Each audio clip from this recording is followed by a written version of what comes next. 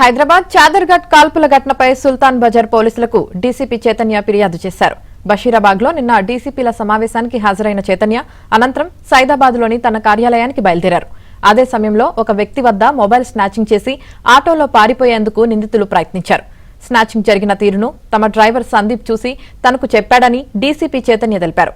నిందితులు ఆటోలో పారిపోతుండగా వెంబడించామని, ఆటోలో మొత్తం 3 ఉండగా ఒమర్ను పట్టుకునేందుకు గన్మ్యాన్ మూర్తి ప్రయత్నించాడని అన్నారు. మిగతా 2 ఆటోలో పారిపోయారని తెలిపారు. ఒమర్ పక్కన ఉన్న గల్లీలోకి వెళ్లి బిల్డింగ్ ఎక్కాడని, అతన్ని పట్టుకునే క్రమంలో గన్మ్యాన్ పై కత్తితో దాడి చేయబోయాడని తెలిపారు. గన్మ్యాన్ ను కాపాడేందుకు తాను కాల్పులు జరిపానని డీసీపీ చైతన్య ఫిర్యాదులో పేర్కొన్నారు.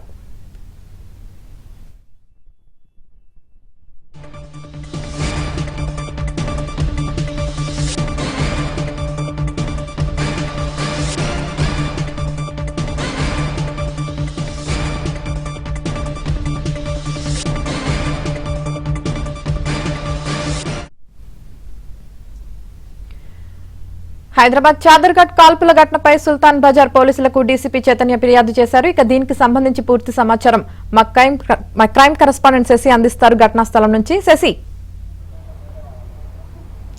చాదర్ఘట్ కాల్పుల కేసులో సుల్తాన్ బజార్ పోలీసుల దర్యాప్తు కొనసాగుతుంది. ఇప్పటికే డీసీపీ చైతన్య ఇచ్చిన ఫిర్యాదు మేరకు సుల్తాన్ బజార్ పోలీసులు ఒక ఎఫ్ఐఆర్ నమోదు చేశారు. ఆ ఎఫ్ఐఆర్లో కీలక అంశాలను ఇటు పోలీసులు ప్రస్తావించారు. ఆ ఎఫ్ఐఆర్ కాపీ ఎక్స్క్లూజివ్గా ఏబిఎన్ స్క్రీన్ మీద మనం చూడవచ్చు. ప్రధానంగా ఇందులో చైతన్య కుమార్ ఇచ్చినటువంటి ఫిర్యాదు ఆధారంగా నమోదు చేసినటువంటి ఈ ఎఫ్ఐఆర్లో పలు అంశాలను ఒకసారి మనం వివరించే ప్రయత్నం చేద్దాం. ప్రధానంగా నిన్న బషీర్బాగ్లో డీసీపీల సమావేశం నడుస్తున్న సమయంలో డీసీపీల సమావేశానికి హాజరై డీసీపీ చైతన్య కుమార్ తిరిగి సైదాబాద్లోని తన కార్యాలయానికి వెళ్తున్నటువంటి సమయంలోనే కోటి వద్దకు రాగానే ఒక ఆటోలో ఉన్నటువంటి 3 వ్యక్తులు ఒక వ్యక్తి దగ్గర ఉన్నటువంటి మొబైల్ను స్నాచ్ చేశారు. అనంతరం ఆ మొబైల్ తస్కరించి వెళ్తున్నటువంటి నేపథ్యంలో ఇదే విషయాన్ని గమనించినటువంటి డీసీపీ డ్రైవర్ అదే విషయాన్ని డీసీపీ చైతన్యకు వివరించారు. అయితే డీసీపీ ఆదేశం మేరకు డీసీపీకి సంబంధించినటువంటి డ్రైవర్ సందీప్ ఆ వెహికల్ని ఫాలో అయ్యారు, ఆటోని ఫాలో అయ్యారు. ఇదే సమయంలో కోటి దాటి కాస్త ముందుకు వెళ్ళిన తర్వాత ఆటోలో ఉండేటటువంటి ఒమర్ ఇదే విషయాన్ని గమనించాడు. తన వెనకాల పోలీసులు ఫాలో అవుతున్నటువంటి విషయాన్ని ఒమర్ గమనించిన తర్వాత ఆటోలో నుంచి దూకి పారిపోయేటటువంటి ప్రయత్నం చేశారు. అదే సమయంలో డీసీపీ తన వాహనాన్ని ఒక వైపుగా ఆపి అనంతరం డీసీపీతో పాటు డీసీపీ గన్మ్యాన్ మూర్తి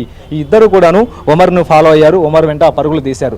అదే సమయంలో చాదర్ఘట్ దాటి ముందుకు వచ్చిన తర్వాత విక్టోరియా గ్రౌండ్స్ వద్ద గల్లీలోకి ఇటు ఒమర్ పరుగులు తీసినట్టుగా తన ఫిర్యాదులో ఆయన ప్రస్తావించారు. ఇదే సమయంలో గన్మెన్ మూర్తితో పాటు డీసీపీ చైతన్య ఇద్దరు ఒమర్ను పట్టుకునేటటువంటి ప్రయత్నం చేసినప్పుడు ఆ ఇద్దరిని నెట్టివేసి ఒమర్ పారిపోయేటటువంటి ప్రయత్నం చేశారు. గల్లీలోకి వెళుతూ అదే సమయంలో ఇళ్లలోకి ఆయన పరుగులు తీశారు. మరోవైపు ఒక ఇంటికి సంబంధించినటువంటి టెర్రస్ మీదకి వెళ్ళి ఆయన తప్పించుకునేటటువంటి ప్రయత్నం చేశారు. అయినప్పటికీ కూడాను పట్టువిడకుండా డీసీపీకి సంబంధించినటువంటి గన్మెన్ మూర్తి ఒమర్ను వెంబడించి పట్టుకునేటటువంటి ప్రయత్నం చేసినప్పుడు ఒమర్ తన వద్ద ఉండేటటువంటి కత్తితో గన్మెన్ మీదకి దాడికి యత్నించినటువంటి సందర్భం కనిపించింది. సో ఇదే నేపథ్యంలో సహాయం కోసం డీసీపీకి సంబంధించినటువంటి గన్మెన్ మూర్తి సహాయం కోసం అభ్యర్థించాడు, కేకలు పెట్టారు. సో అప్పటికే ఒక ముందుగానే పెనుగులాట చోటు చేసుకున్న నేపథ్యంలో మరోవైపు ఒమర్ను పట్టుకునేటటువంటి సమయంలో డీసీపీ చైతన్యతో పాటు తర్వాత గన్మెన్ను కూడా తోసి ఒమర్ పరుగుపడుతున్నటువంటి సందర్భంలో మూర్తికి సంబంధించినటువంటి వెపన్ కింద పడిపోయింది. ఆ వెపన్ను డీసీపీ చైతన్య తీసుకున్నారు.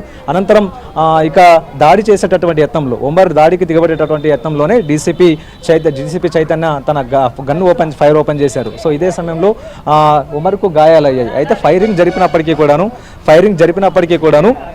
వెనక్కి తగ్గకపోవడం, ఆల్రెడీ డీసీపీ చైతన్య ఒక రౌండ్ గన్తో ఫైర్ చేసినప్పటికీ కూడాను ఒమర్ వెనక్కి తగ్గకపోగా మరోసారి గన్మెన్ మూర్తి మీద దాడికి తెగబడే ప్రయత్నం చేశారు. సో ఇదే సమయంలో మరోసారి 2 రౌండ్లు కాల్పులకు తెగబడ్డారు ఇటు డీసీపీ చైతన్య. సో మొత్తం 3 రౌండ్లు కాల్పులు జరిపారు. ఈ 3 రౌండ్లలో ఒక బుల్లెట్ నిందితుడికి సంబంధించిన ఒమర్ వెనక భాగంలో అంటే వీపు భాగంలో ఒకటి, ఆ తర్వాత కాలి భాగంలో మరొక బుల్లెట్ కూడా దూసుకెళ్లేటువంటి సందర్భం ఉంది. ప్రస్తుతం ఒమర్ను ఇటు ఆసుపత్రిలో చేర్పించి చికిత్స అందిస్తూ ఉన్నారు. ఆయనకు శస్త్రచికిత్స కూడా కొనసాగుతున్నట్టుగా మనకు అందుతున్నటువంటి సమాచారం.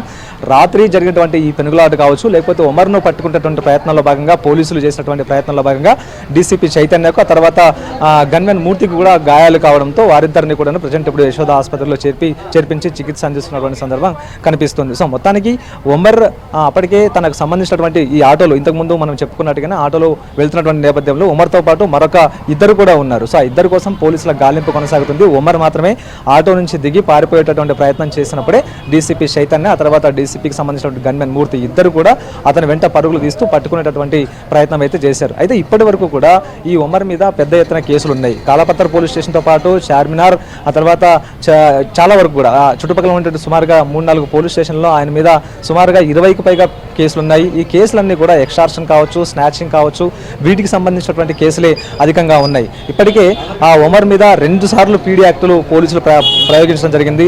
సుమారుగా 2 సంవత్సరాల పాటు ఆయన జైల్లో ఉన్నారు. ఆ తర్వాత వివిధ కేసుల్లో ఆయనకు కన్విక్షన్ వచ్చింది.